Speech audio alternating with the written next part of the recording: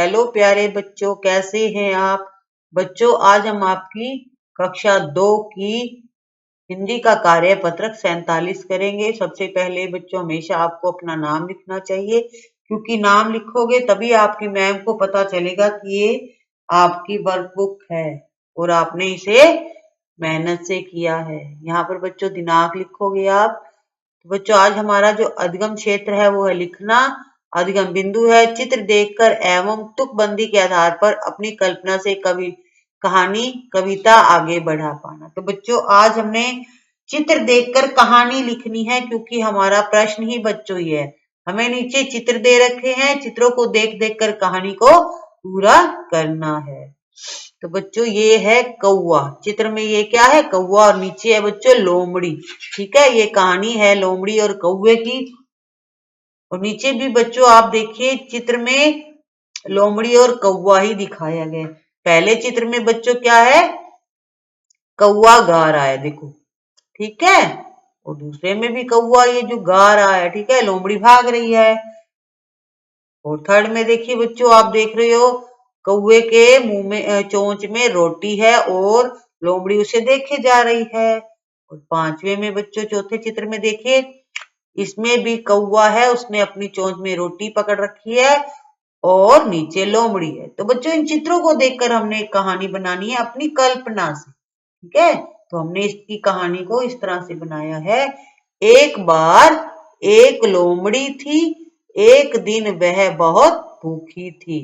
भोजन की तलाश में वह इधर उधर भटक रही थी। तभी उसे एक पेड़ पर कौवा बैठा दिखा। आप देखिए, पेड़ पर कौवा बैठा है, ठीक है, और लोमड़ी को बहुत भूख लगी थी।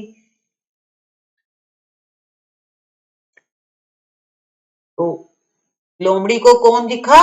एक कौवा दिखा जो पेड़ पर बैठा था। ठीक है, उसकी चोंच में रोटी थी। रोटी देखकर लोमड़ी की भूख जाग गई और उसे लालच भी हो गया।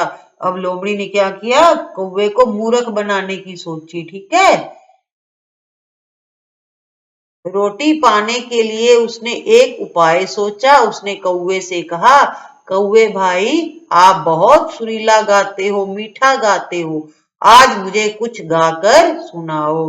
लोमड़ी को लगा कि जैसे ही कि ऐसा बोलने से कौवा गाएगा, यानी कौवा बहुत खुश हो जाएगा कि लोमड़ी मेरा गाना सुनना चाहती है, और गाना गाने के चक्कर में जो रोटी है वो नीचे गिर जाएगी और मैं उठाकर भाग जाऊंगा। तो लोमड़ी को लगा कि जब वो बोलेगी कौवे को गाना गाने के लिए तो उसकी रोटी नीचे गिर जाएगी, तो मैं उठाकर भाग जाऊंगी। लेकिन बच्चों, ऐसा नहीं हुआ। क्यों नहीं हुआ? क्योंकि कौवा बहुत चालाक था।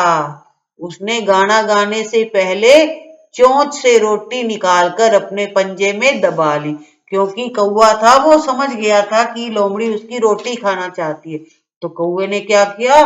चोंच से रोटी निकाली और अपने पंजे में दबा ली और फिर जोर जोर से गाने लगा।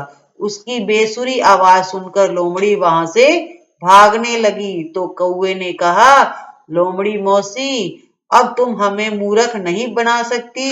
अब तक तुम लोगों ने हमारे पूर्वजों को बहुत मूर्ख बनाया है। यह सुनते ही लोमड़ी वहां से भाग गई। तो बच्चों, ये थी आज की कहानी हमारी, जो हमने अपनी कल्पना से, अपने मन से बनानी थी चित्रों को देखकर। तो ठीक है बच्चों, अब आप कहानी को फटाफट अपनी वर्कबुक में लिखो और अपनी टीचर जी को दिखाओ। Thank you. Have a nice day.